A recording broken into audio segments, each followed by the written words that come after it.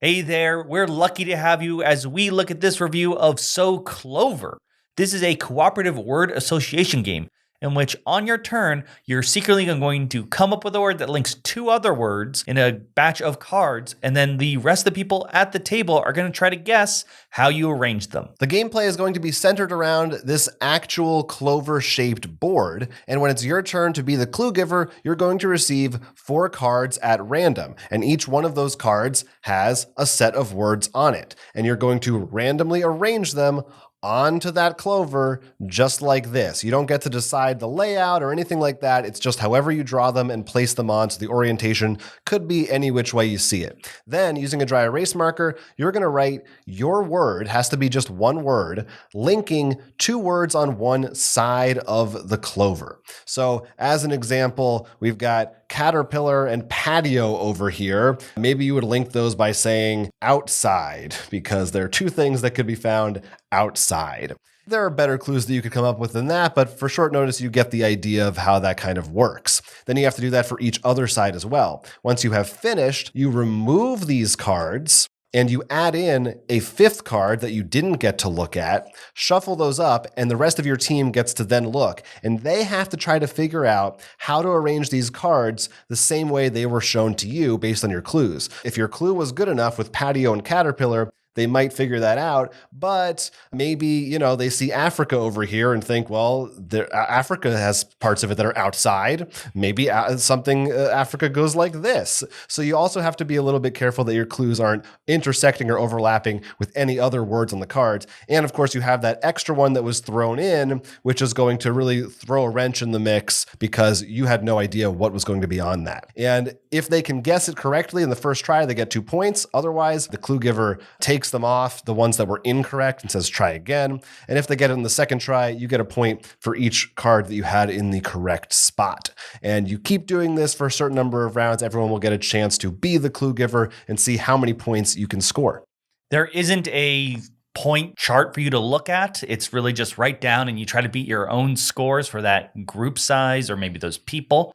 It really takes itself as just a casual party game. This is not meant to be your you can try to beat your score, but when you play this, you're mostly just trying to be happy you beat that one round. Yeah.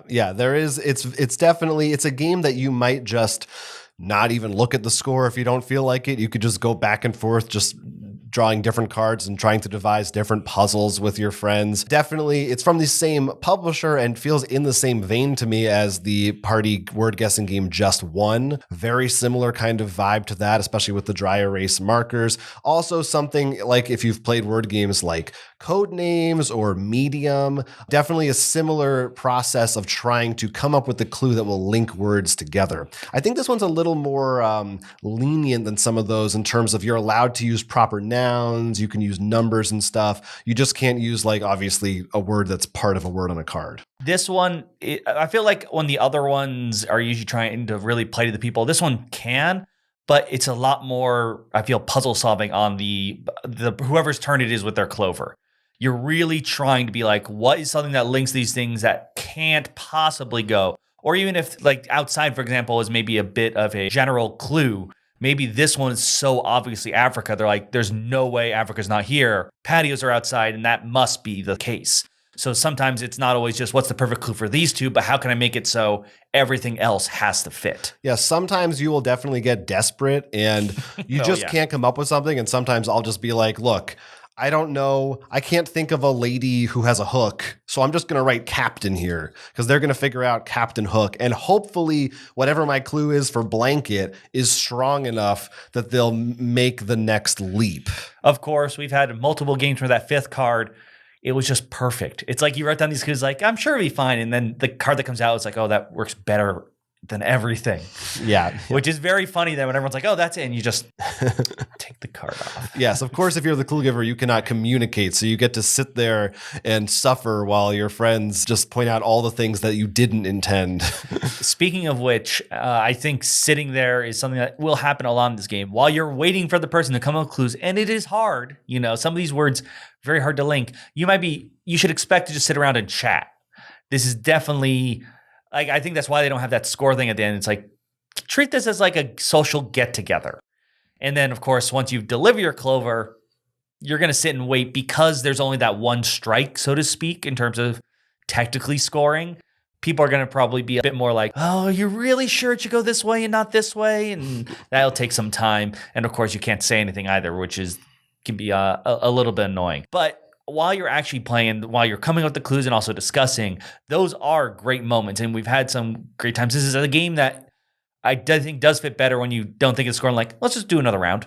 Yeah, don't take it too seriously. It's a silly, goofy word party game. Very, very quick to play, so you could easily play a number of times in a row until everybody gets their fill of it. And there's a lot of these different cards as well, of course. And depending on how they're oriented, rotated. This is like half of them right here. Yeah, so. there's plenty of possibilities of different words you might come across when playing. Even if you end up with the same cards, they might not be in the same arrangement. Crits and misses for So Clover. Crits. This game will have you stretching your brain in ways that not all word games do, as you have to come up with clever and creative clues to link your words together. This rigidness is actually pretty rewarding when you're trying to come up with clever ways, not just for one pairing, but how everything can interlock together so that even if you have a weak clue, the stronger clues can carry it. This one is super quick and casual. It's not too stressful or involved. So if you're not looking for something that you really want to agonize over, you just want to have a good time, this is perfect for those casual social gatherings. There are plenty of games we call party games, but I feel this one actually will help facilitate where people can chat on the side without being punished or you feeling like they're not paying enough attention to the game. Misses.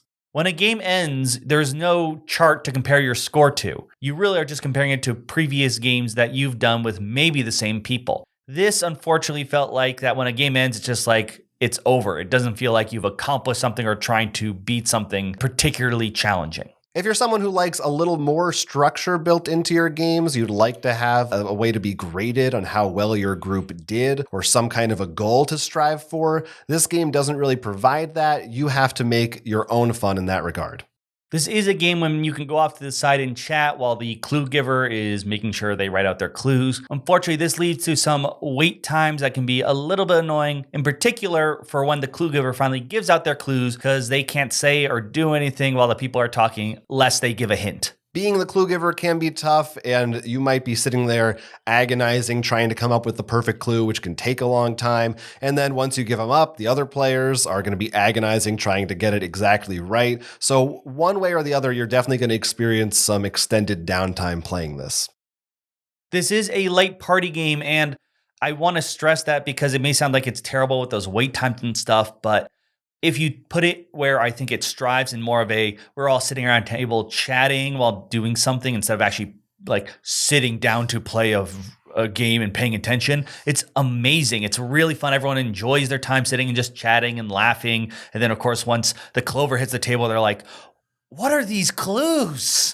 Yeah, I don't think there's any more wait time in this than there is in Codenames, for instance. So if you're like used to that level of figuring stuff out, I think it's the nature of the beast. It's how you got to do these games. It's not the worst. I think it's maybe a little bit exacerbated because it's the 1v all technically, not V, but one person is only doing something. Yeah, while everyone else is waiting. Yeah, a little bit. And I think that would be my other like really only, not even a criticism of this game, but just a caution is that just that there are a lot of word games that kind of do a similar thing. So I think that's the only reason that you might not rush to pick this one up is because if you have just one, if you've got Codenames and Medium and all I was going to say its own from the same company, just one is probably the one it's most scared of. Yeah, there's a lot of competition, a lot of similar titles in this regard. But as it stands on its own, it is a really fun, solid party game. If you like word guessing games, it's going to be exactly what you're looking for probably. Let us know if this is one that you're going to add to your collection, or maybe your collection is already bloated with word games and this has a lot of challengers. You can let us know in those comments down below. We'd love to hear from you. Yeah, talk to us. We will read it. Until next time, my name is Jonathan. I'm Will. And this is Roll for Crit. Hey there, thank you so much for watching our video. Please, if you can, hit that like and subscribe. It really helps out a lot. And check out our Patreon. There we have a lot of cool stuff, including a Discord and a second part to our podcast. If you just want to hear the free one, don't worry. You can check out our board game podcast, which releases weekly, in the links down below.